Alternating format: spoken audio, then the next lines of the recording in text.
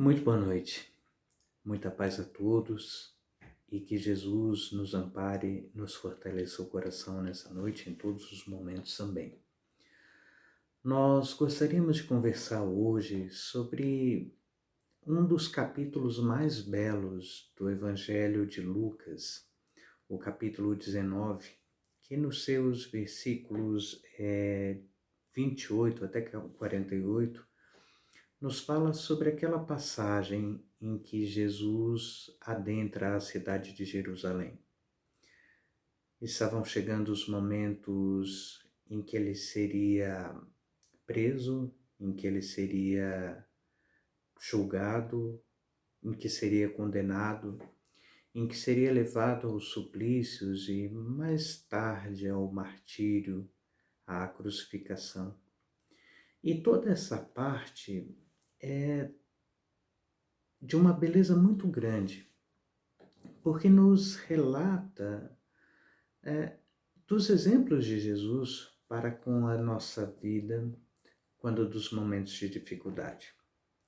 Porque existem momentos em que todos nós caminhamos para as dificuldades e para os grandes sacrifícios, para as grandes dores, para as grandes provações. A vida é composta dessas coisas. Muito interessante seria, e muito bom, muito agradável, se todos nós pudéssemos passar por uma vida toda coberta de flores, de lírios, toda coberta de favores e de sorrisos, toda coberta por gentilezas, mas não é assim. Infelizmente, na vida nós enfrentamos dores, enfrentamos todos nós dissabores, enfrentamos todos nós amarguras e angústias. E o próprio Jesus já havia afirmado isso aos discípulos, colocando essas palavras aos discípulos para que essas palavras pudessem ecoar a todos nós, daqueles momentos até os dias de hoje e até os dias do porvir. Porque dizia Jesus que as palavras que ele dizia não passariam. Muito embora o céu, a terra, o mundo como nós conhecemos, viesse a passar pelas transformações enfrentadas, pelos processos naturais enfrentados pela matéria, mas acima de tudo, pelos processos naturais de renovação, de transformação e de elevação. Céu, como nós conhecemos, os mundos espirituais, como nós conhecemos, esses se transformarão e passarão. A Terra, como nós a conhecemos, com todas as suas características, sofrerá transformações materiais, mas acima de tudo, sofrerá transformações morais. E passarão os céus, e passará a terra. Mas as palavras ditas por Jesus, essas jamais passarão. Porque as palavras colocadas por Jesus não são apenas um conjunto de conceitos, de preceitos, não são apenas um conjunto de palavras, não são apenas o conjunto de relatos, mas as palavras de Jesus são palavras de vida eterna, porque aplicam-se a todas as situações e a todos os momentos, porque as palavras de Jesus representam a carta magna de Deus aos homens. O Evangelho é a carta magna de Deus a todos os homens, a todos nós. E nós passaremos e passarão céus e terras, mas estaremos sempre mergulhados nessa profunda lei divina, que é uma profunda lei de amor, de progresso, de elevação, de transformação. Jesus dizia, nas suas palavras aos discípulos, que ecoam a todos nós, como dizíamos, que no mundo nós haveríamos de enfrentar dores e angústias, mas que não deveríamos nos assustar, porque ele havia vencido o mundo e nós haveremos de vencer também o mundo. Todas as dores, todas as angústias, todas as provações haverão de ficar e nós continuaremos. Porque Jesus também nos dizia que tudo aquilo que ele era capaz de fazer, nós também o seríamos capazes de fazer. Isso quer dizer também que assim como ele havia vencido o mundo, nós também o venceremos a nosso tempo. Mas para isso, existem momentos em que nós precisamos tomar ciência de que dificuldades nos aguardam e caminhar em direção a essas dificuldades. Porque nos diz a lei que, senhores do nosso livre-arbítrio, nós devemos fazer tudo o que esteja a nosso alcance para melhorar e para transformar a nossa situação. Isso é o livre-arbítrio, de caminharmos, de nos construirmos e de passarmos da melhor forma possível. O instinto de preservação coloca isso, essa obrigação a todos nós. Mas essa mesma lei de liberdade, esse mesmo livre-arbítrio, nos diz que enquanto seres conscientes daquilo que nós somos, do momento que nós atravessamos e daquilo que nós estamos passando, de todas as coisas que nós estamos passando, nós devemos tomar ciência de que, acima de tudo, nós somos seres eternos e infinitos. E que caminharemos, continuaremos a ser seres eternos e infinitos. E como seres infinitos, devemos ter a consciência de que existem situações que nos devem promover crescimento, elevação, transformação, que nos devem promover leveza, que nos devem promover purificação, que nos devem promover posse de nós mesmos. E nós recordamos que Jesus também dizia que no mundo nós devemos buscar aqueles tesouros do reino dos céus que não podem ser roubados, nem corroídos pelo tempo, pela ferrugem ou pelas traças, mas que devemos buscar esse reino dos céus que está dentro de nós mesmos. E os tesouros desse reino são os tesouros das virtudes que jazem adormecidas em nós, esperando o momento certo para o despertar. E que quando nós tomarmos posse de todas essas riquezas, buscai o reino dos céus e sua justiça, e tudo mais vos será acrescentado, dizia Jesus. Quando nós tomarmos posse dessa riqueza, então perceberemos que nada mais nos faltará, que tudo nos será acrescentado, porque estaremos plenos em nós mesmos. Mas nos relata esse capítulo de Lucas, capítulo 19, que Jesus adentra então a cidade, é carregado por um jumento, e que, sendo encontrado pela multidão, passando por dentro da multidão, era pela multidão aclamado, e que as pessoas estendiam aos pés do animalzinho que carregava Jesus as suas vestes, as suas túnicas, que estendiam ramos verdes para formar tapetes por onde Jesus pudesse caminhar e atravessar. E Jesus caminha e atravessa e segue em direção a Jerusalém.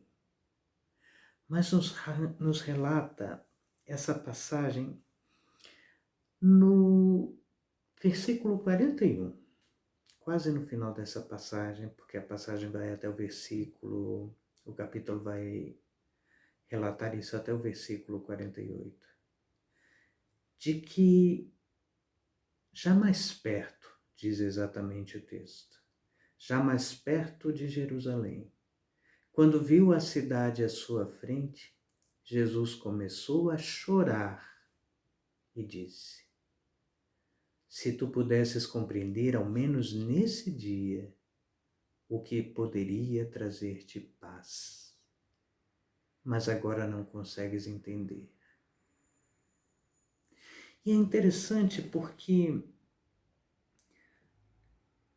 nos conta uma carta do senador Públio Lentulus, que viajara a pedido do imperador para buscar entender aquele Messias, aquele jovem Galileu, filho de carpinteiro, que era seguido, era entendido pela multidão como o grande Messias, como o grande enviado.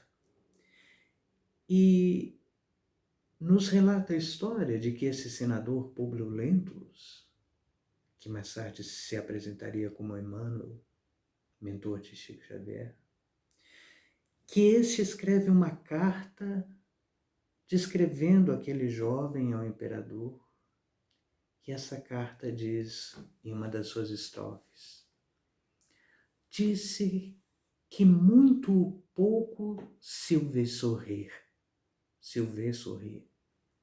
mas que, ao contrário, muito se vê o chorar. Eram frequentes os momentos em que Jesus ia às lágrimas, segundo o relato de Públio Lentulus. E nós encontramos também essa informação no livro Primícias do Reino, de Divaldo Franco, quando no capítulo 5º, no capítulo 7º,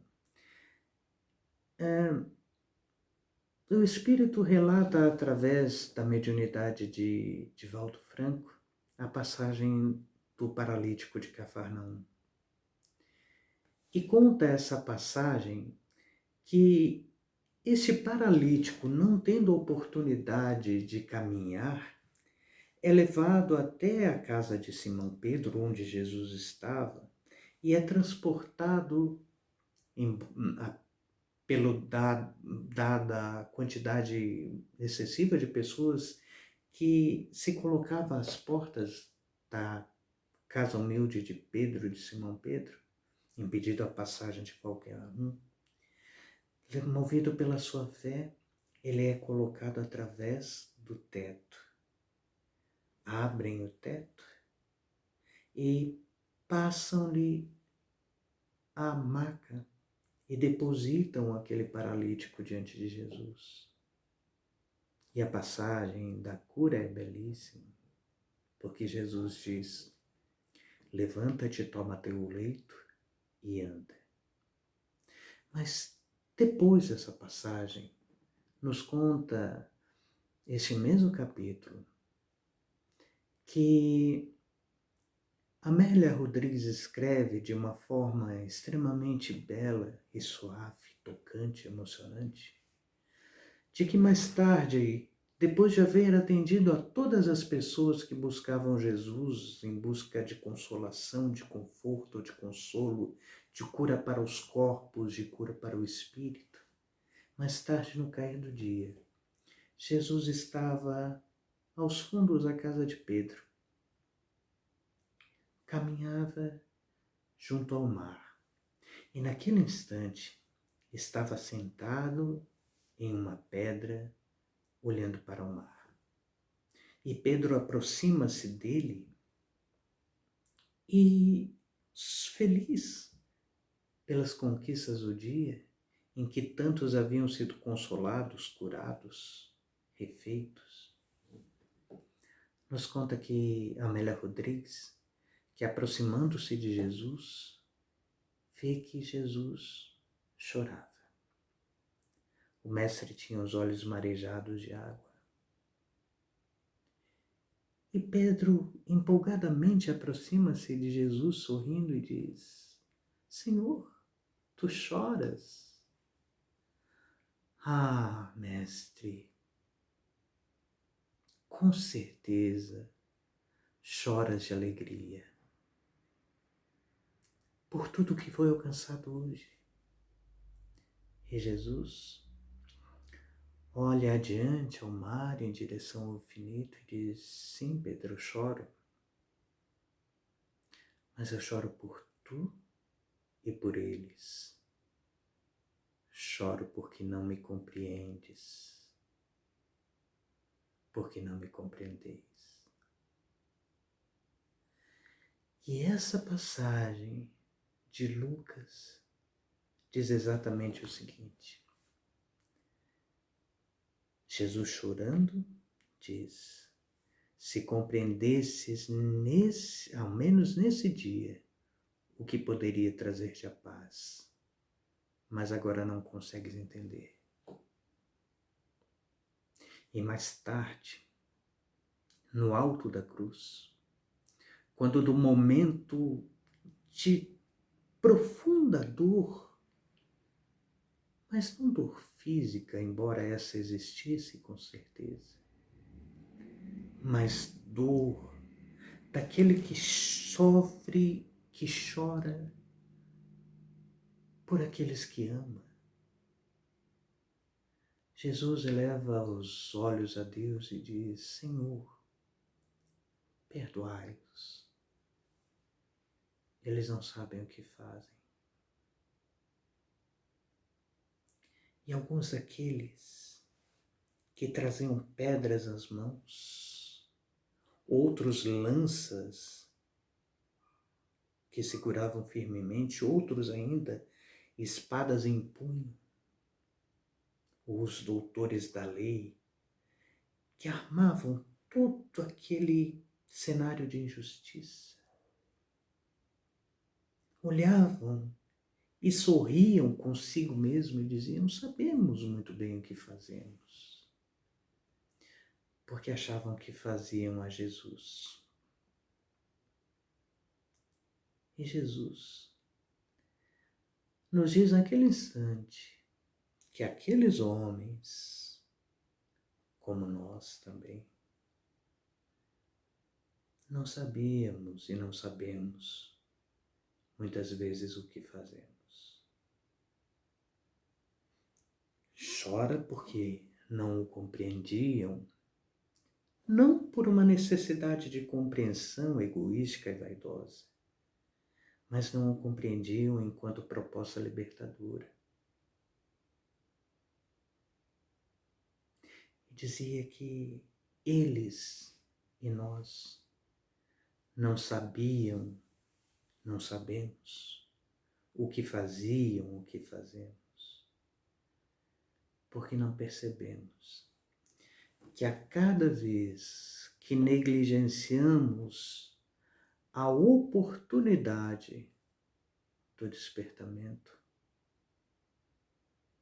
a oportunidade do entendimento, no ensinamento que nos é dado através do Evangelho, das oportunidades que o Evangelho nos abre os olhos,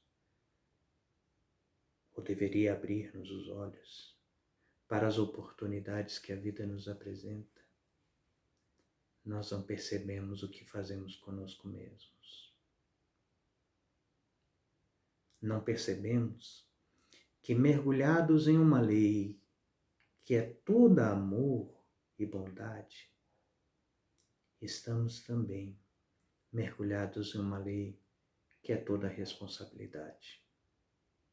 Porque o pressuposto da liberdade é sempre a responsabilidade. E não percebemos que, ao negar em nós os processos que nos permitam a libertação e o despertamento de nós mesmos, nós cometemos grave crime, crime de lesa responsabilidade. Porque há uma grande responsabilidade no viver. Há uma grande responsabilidade no viver. E essa responsabilidade, embora se dê na relação que nós travamos com todos aqueles que nos cercam, é uma responsabilidade que diz respeito diretamente a nós mesmos, ao que nós fazemos conosco mesmos, ao destino que traçamos para nós mesmos. E por vezes nós não entendemos. Por vezes nós não somos capazes de entender o que poderia nos trazer a paz. Porque ainda sonhamos com a paz feita de nuvens douradas, feita de arco-íris, feita de pássaros e de flores, de cânticos e de poemas.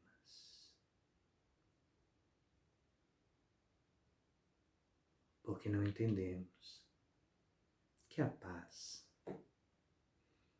não resulta daquilo que nos vem de fora,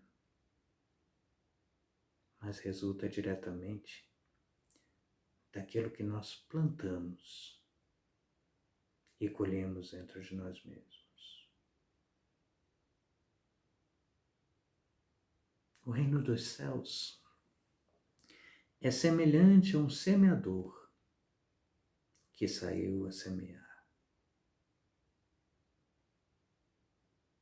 As sementes do reino dos céus foram lançadas por Jesus no terreno de nossos corações. Mas que terreno é o nosso coração? Como nós temos preparado o nosso coração? Será um campo de duras pedras? Será um leito coberto de ervas espinhosas? Será uma estrada aberta aos pássaros que nos possam roubar o que deveria em nós germinar? Será um solo propício a frutificar? Choro porque não me compreendeis, nem tu, nem eles. Se tu pudesses me compreender, ao menos nesse dia, o que poderia trazer-te a paz? Senhor, perdoai-os, porque não sabem o que fazem. Mas ao mesmo tempo que Jesus nos traz essas palavras, Ele também nos deixa outras que descortinam e desvelam todo um mundo de beleza. E essas palavras são: eu sou o caminho, a verdade e a vida. Ninguém vai ao Pai senão por mim. Ninguém alcança a Deus senão por Jesus. Ninguém é capaz de encontrar a presença de Deus em si mesmo, senão por intermédio de Jesus.